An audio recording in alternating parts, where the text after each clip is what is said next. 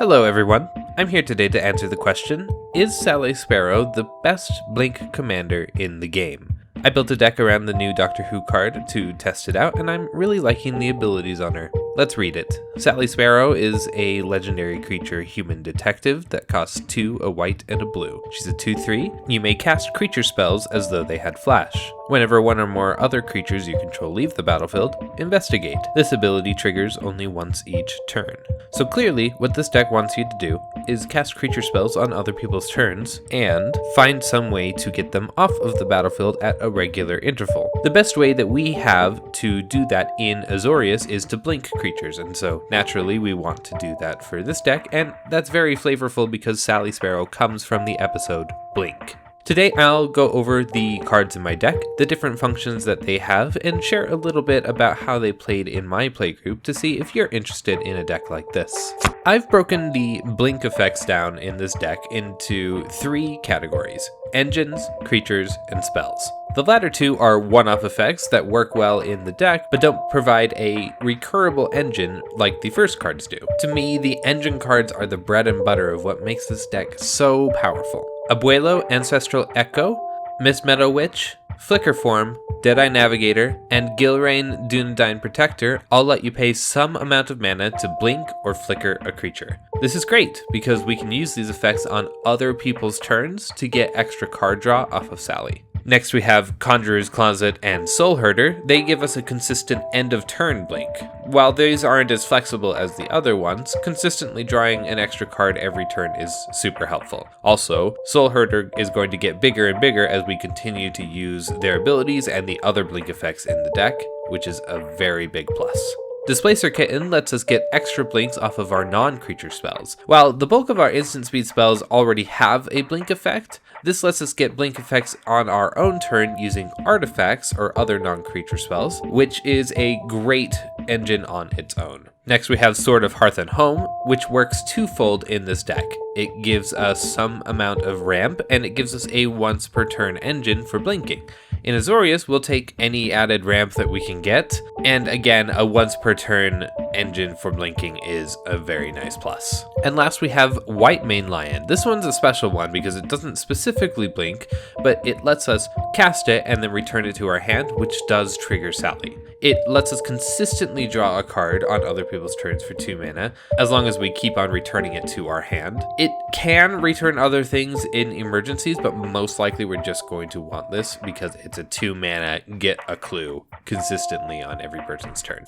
Moving on to our creatures, all of them are pretty similar. Charming Prince, Restoration Angel, and Yorion Sky Nomad are all creatures that have some kind of one-time effect when they enter the battlefield to blink or flicker something. If we blink them, they'll give us additional value, but we'll take one of the previous engines over these any day because of the repeatability. Plus, you might notice that since Sally only triggers once per turn, blinking a blink creature is only effective if we're also getting some other kind of enter the battlefield effect from them, because we're not going to get that additional clue with that creature. For our spells, again, these are all pretty similar. They're all instant speed, they all blink at least one creature, and we're primarily going to be aiming to do this on other people's turns as we were with all of the other creatures because of Sally's ability to give them flash. So the ones that we have chosen to put into this deck are Displace, Eerie Interlude, Ephemerate, Essence Flux, Ghostly Flicker, Illusionist Stratagem, and Momentary Blink.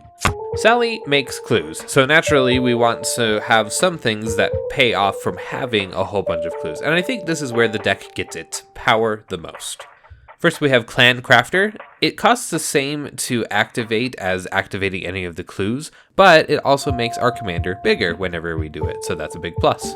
Cyberdrive Awakener is a sweet win con. It has an enter the battlefield trigger, something good in any blink deck, and it makes all of our clues into powerful 4/4 flying creatures to swing at our opponents. This can win the game out of nowhere if we build up the clues first, so now our goal is kind of to build up our clues, get Cyberdrive Awakener out, or another card that does a very similar thing like Rise and Shine, and swing for the win.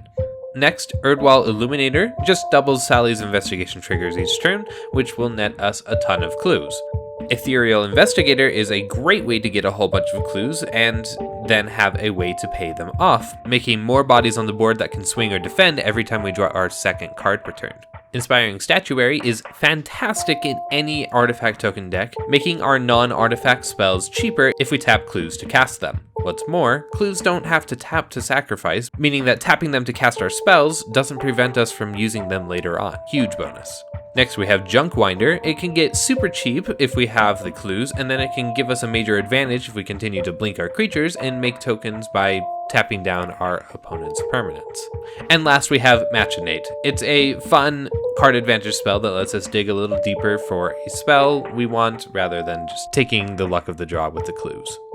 Alright, let's talk about our ETB triggers. With any blink deck, there comes a strong collection of effects that trigger when the creature enters the battlefield, or ETB. I added some of the strongest ones in blue and white, and these ones are the ones that don't fall into any other category that I could think of later on. Agent of Treachery is one of the best stealing spells in blue. With stealing creatures on ETB, then getting a huge drawing benefit when you have enough stolen creatures, this is easily abusable by blink effects, and it's almost begging for you to do so. Astral Dragon is extremely powerful, letting you copy something else already on the battlefield twice when at ETBs. Getting this ability off multiple times is strong, but in a deck with a lot of ETB triggers to abuse, this is just another way to capitalize off of them by giving you at least 2 additional triggers off of them. Next we have Sun Titan. It's probably one of the best recursion engines in white for small permanents, and it's all on an enter the battlefield trigger, so of course it goes well in this deck. And last we have Panharmonicon. It's not an ETB effect itself, but rather a multiplier of ETB effects, and it seems fitting to include one in a deck that is already trying to multiply ETB effects by making a creature enter the battlefield multiple times. The rest of these utility cards, I tried to make them as relevant to the strategy as possible, meaning that we need to make them creatures whenever possible. Let's talk first about the recurring draw spells we've got, keeping in mind that we already have a lot of draw in our commander with the clue tokens, so we don't need that many of them. Aether Channeler is a newer enter the battlefield trick with a lot of options on it. One of them is drawing a card, and honestly that's probably what we're going to be picking most of the times, but there's also the potential to return something to our hand, which is great utility in a deck that cares so much about entering the battlefield and blinking. Cavalier of Gales has a brainstorm effect that happens every time you blink it, which is very potent. There aren't a lot of payoffs specifically for that top deck manipulation, but the card selection is nice in any deck, and that's why you see Brainstorm in so many decks. Cloudblazer is a staple of Azorius Blink. It draws cards, and it gains you life. That's pretty standard fare, but drawing 2 cards every time is very strong. Ephara, God of the Polis, is the face commander of a strong blink strategy itself, and does things very similar to what Sally does, with the exception of not being able to be a creature without a high devotion bar, as well as not giving flash to anything else. But doubling up on those draws with the commander is particularly strong. And last we have Wavebreak Hippocamp. It synergizes well with the flash strategy, rewarding casting spells on other people's turns. We don't have a ton of payoffs that specifically care about that, but this is support to the other direction that the deck can take, and we are definitely going to be doing that in this deck. This next section is all very interactive stuff with a couple of things that we can use to protect us as well. Aerial Extortionist is a card that I think more people should play. It will exile something from our opponents, then reward us with card draw anytime our opponents cast anything from somewhere other than their hand, which they have the opportunity to cast the exiled spell going forward. This is a good card to have in white decks regardless of the synergy with ATBs, because commanders are cast from the command zone and a lot of decks have cast from exile abilities nowadays. It's played for exactly the same reason that Draneth Magistrate is. Anyways, it's got a lot of strong synergies in this deck and it's a strong inclusion on the list. Arcane Denial, Counterspell, and Sister of Silence are our counterspell package. The first 2 are pretty standard fare, but the Sister of Silence is pretty cool because it covers a wide range of things to counter, and it's an ETB on a creature. Next we have Cavalier of Dawn, another Cavalier, which is strong removal, basically a generous gift on a creature. And we can recur it, of course, by blinking. Dispatch works well with the number of clues that we're planning on making. Just 3 is enough for us to be able to exile any creature with this spell. There are also a large number of artifact ramp pieces in this deck, so even if we can't get the clues off the ground, this is still going to be effective. Lauren of the Third Path gives us another draw engine, but it is also enchantment or artifact removal on ETB, and that's great to blink as well. Palace Jailer is another great removal spell, with the added benefit of bringing the Monarch to the table and adding yet another draw engine for you. I've never seen a blink deck that didn't have Reflector Mage. It's incredibly good at keeping troubling cards off the battlefield when you can continuously recur that ETB trigger. Our last removal spell on this list is Swords to Plowshares, and while it doesn't specifically synergize with anything, it's simply one of the best removal spells in the game, and something with unconditional instant speed is important for consistency. Martial Coup and River's Rebuke are our choice of board wipes in the deck. There's not a lot of synergy here either, other than their medium power board wipes that work well enough in Azorius. Let's talk about our protection pieces real quick. We have Veilstone Amulet, which is a really cool card that I haven't seen very often. It benefits from us being able to cast things at instant speed, and it gives our creatures Shroud whenever we do that. And finally, we have Angel of Grace, which will protect you from losing all of your life as long as you can continue to recur it. Incredibly powerful, especially in Blink and Reanimator.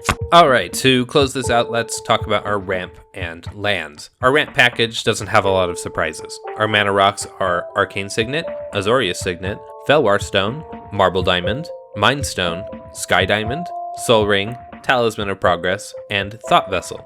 These are pretty interchangeable. We just mostly went for 1 to 2 mana rocks, except for Thought Vessel, which is incredibly important for the card draw strategy because you're going to have a lot of cards no matter how you spin this deck. Archaeomancer's Map is a great way to ramp in any white deck, giving you some extra land drops and tutoring a few to your hand.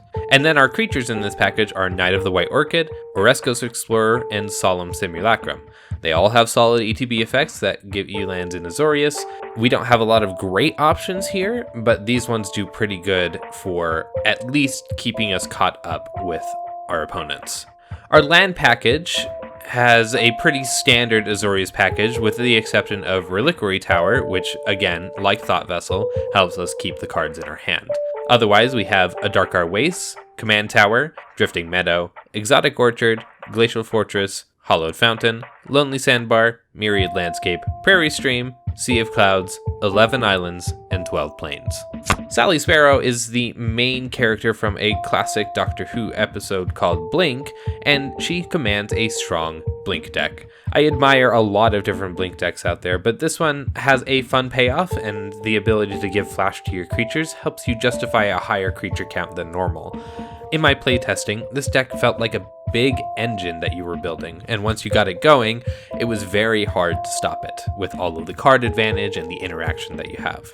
I enjoyed the deck a ton, and if it's your kind of thing, I hope you liked it too, and if you want to try a new Blink commander, maybe give this one a shot. In the meantime, look out for more deck techs from me, and thank you for watching.